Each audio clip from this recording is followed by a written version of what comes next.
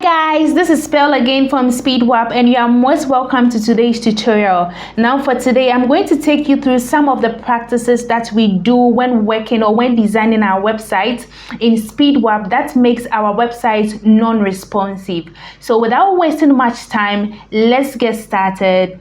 The first bad practice that make your website non-responsive is setting a fixed height and width. So right here I have a section, and in my section I have a paragraph. Okay, so the next thing I'm going to do is to select my entire section. I'm going to select the entire section, and I'm going to give the section a fixed height. So I'm going to locate size, and I'm going to give the section a fixed height. So I'm going to give it a fixed height of maybe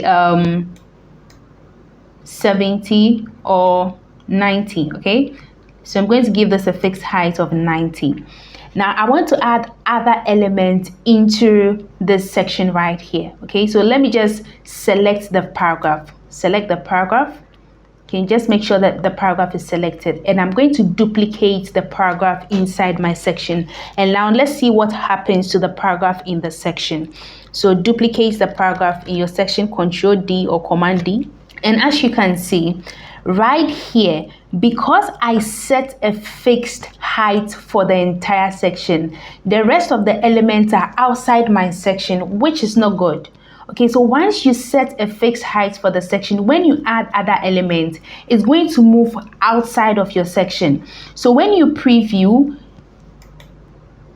your work is not going to be responsive. Okay, so as you can see, this is what I have. Now let's preview in other modes. I'm going to preview on the laptop mode, and the elements are still outside the section.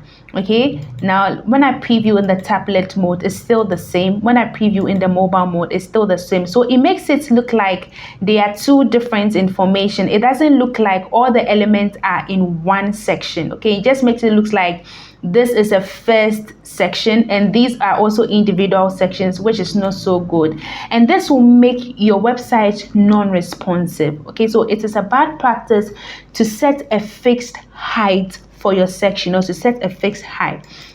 Now let's just move back to the editor. Now the next step I'm going to do is to change the fixed height. Okay, so just make sure that the section is selected. So I'm going to select the entire section. All right, and I'm going to go back to size. Now I'm going to cancel the fixed height. So let's cancel the fixed height, and let's see what happens to our elements. Let's see whether the element is going to fit into the section. So cancel the fixed height, and as you can see right on the screen, when immediately I cancel the fixed height, all my element has been grouped inside the section, or all my element is being contained inside the section, which shows that this is one, or this shows that this is an entire section.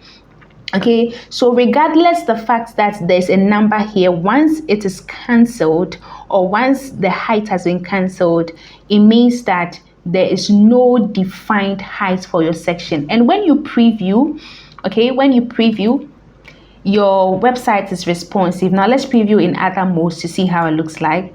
And as you can see, the website is very responsive in other modes. Okay, because I didn't set a fixed height. Okay, so that is one bad practice, and we should avoid that.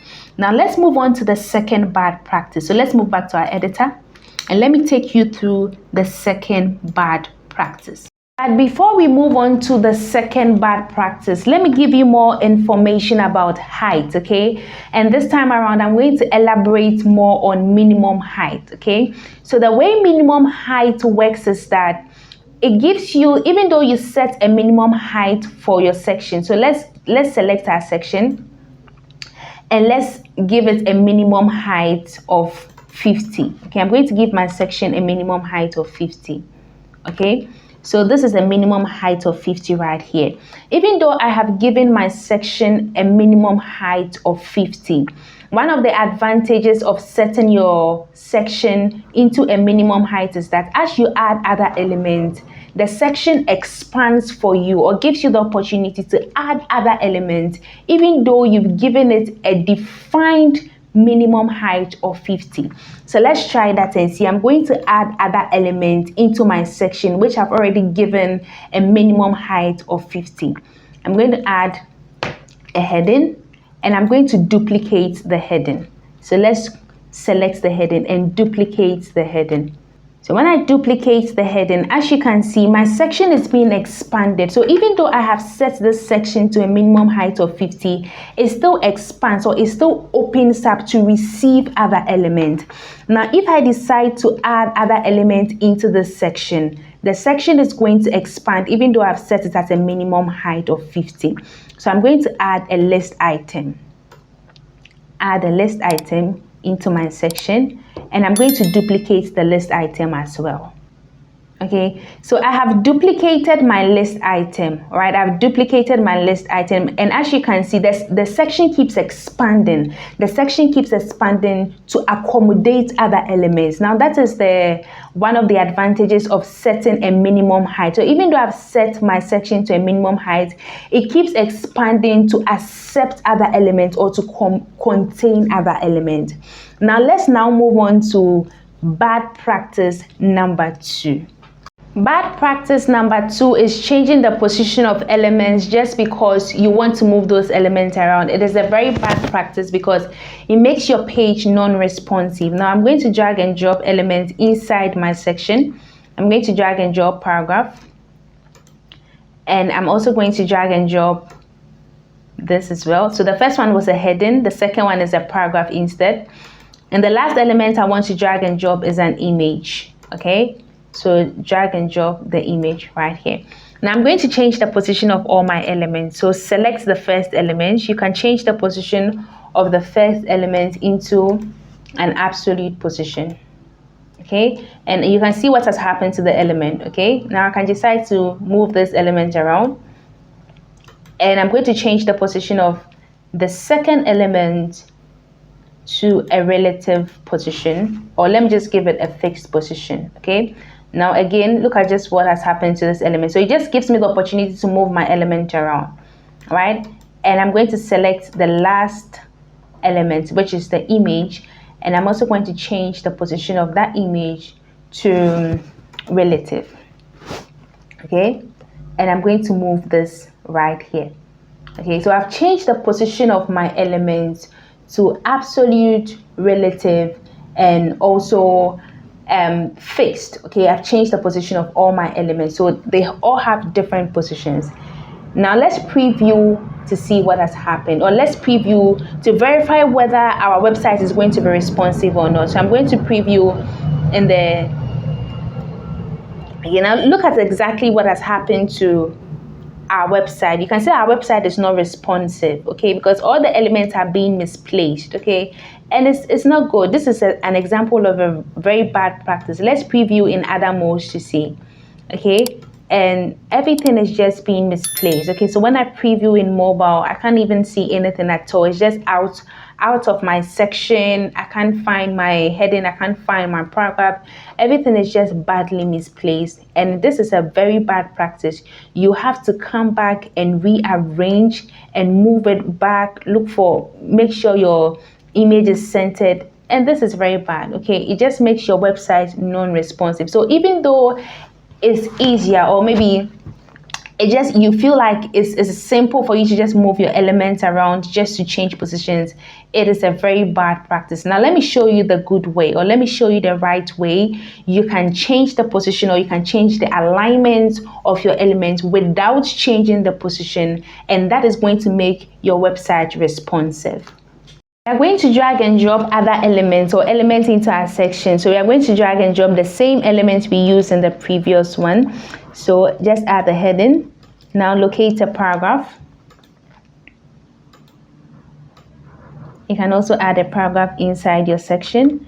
And now locate the last thing, which is an image. Okay, now add an image inside your section. Now I'm not going to change the positioning of all my elements, but assuming I want to move the elements to the right hand side, okay, all you have to do is to make sure that the section is selected.